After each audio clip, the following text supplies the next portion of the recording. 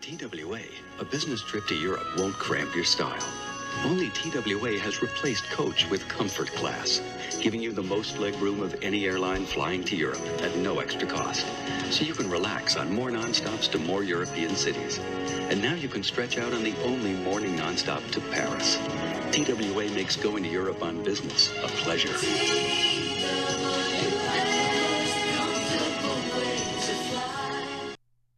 Trans World Airlines, better known as TWA, was once one of the most iconic airlines in the world.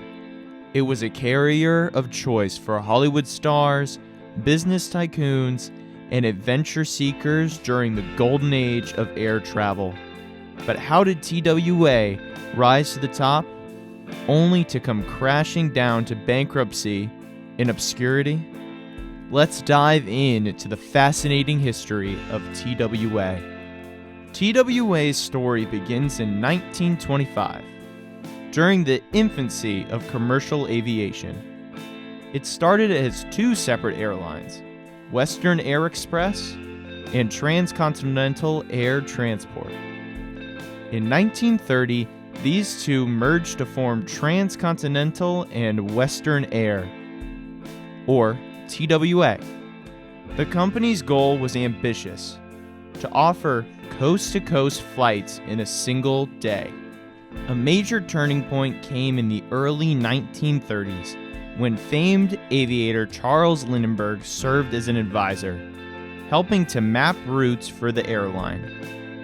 By 1934, TWA had established itself as a pioneer, with cutting-edge planes like the Douglas DC-3, which revolutionized air travel by combining comfort and reliability.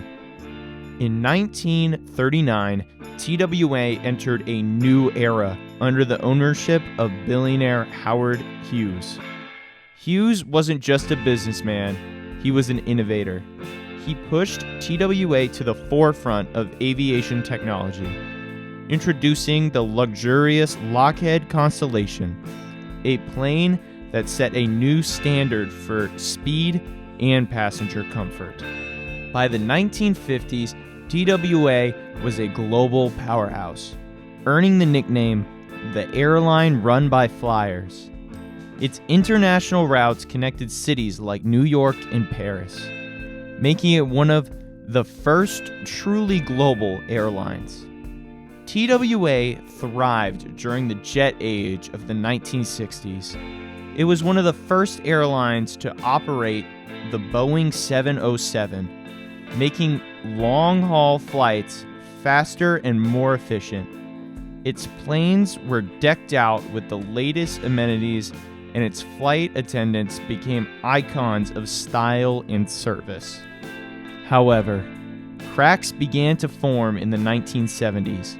The airline industry faced deregulation in 1978, leading to fierce competition and price wars. TWA struggled to adapt, as newer airlines like Southwest entered the market with lower fares and more flexible business models. To make matters worse, Hughes's management style and financial problems forced him to sell his stake in the airline in 1966. The 1980s and 1990s were a turbulent time for TWA. The airline went through a series of corporate takeovers that left it with massive debt. Labor disputes and strikes further weakened the company, while competitors like American Airlines and United Airlines expanded aggressively. Even efforts to modernize the fleet and rebrand the airline couldn't stop the bleeding. TWA was becoming a shadow of its former self, and the passengers began to choose other carriers. By the late 1990s, TWA was struggling to stay afloat. It filed for bankruptcy 3 times between 1992 and 2001, each time cutting more routes and staff. The final blow came in 2001, with American Airlines acquiring TWA in a deal that marked the end of the airline's independent operations.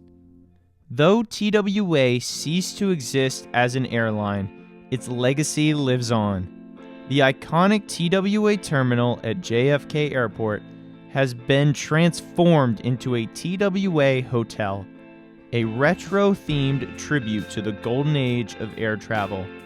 It stands as a reminder of the airline that once ruled the skies and defined an era. TWA's rise and fall is a story of innovation, glamour, and resilience.